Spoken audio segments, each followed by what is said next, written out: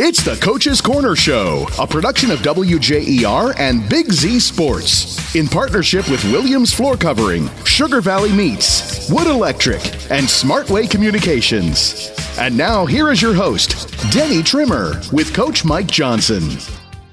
Coach, last week, after two tough defeats in a row, you want to put the brakes on the losing streak, number one. Number two, you want to come out and play well. And, boy, you really were clicking offensively on Friday night against Lindsley. Well, thanks, Denny. I thought our kids did a really good job. We, going into that week, we had a couple of different twists we wanted to put in there, a couple of different things and ways to get the ball to people, and I thought our kids executed it as well as we could have imagined. I don't want to say trick plays, but when you align Keaton Fossil up wide and you bring in backup quarterback Parker Rieger to throw the football, perhaps some trickery. There's a little bit there, but also, like, Keaton is so good in space.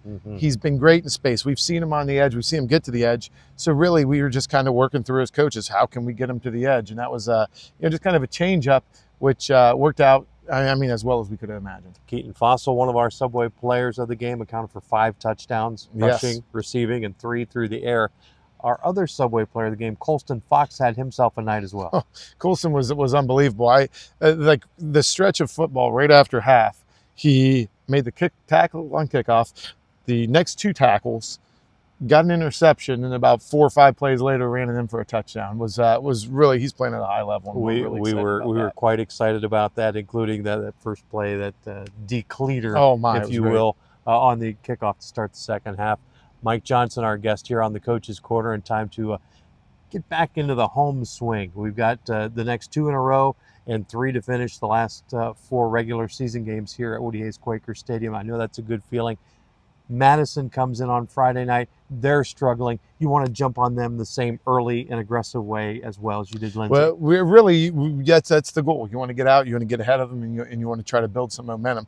They're coming off of 2 heartbreakers. They lost to West Holmes on the last second field goal. They took Ashland to 3 overtimes. So they're playing some good football right now. So we're going to have to meet their physicality, which is one thing that I think they do really well. We're going to have to meet that and make some big plays. Okay, Coach, we've talked about some highlights, some things that have surprised you in the past weeks.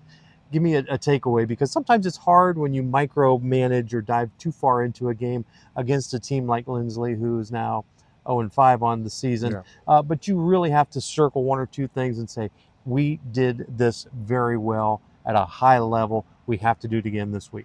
Well, I think it was our defense was opportunistic. We saw it on film that other teams had been opportunistic, getting interceptions, turnovers, and that's one thing that we were kind of preaching throughout the course of the week. And to get 6 turnovers, that's a game changer, and then our offense was able to capitalize on them. So really, I think those 6 turnovers, there's a couple plays in there that maybe would have just been incomplete passes in the past.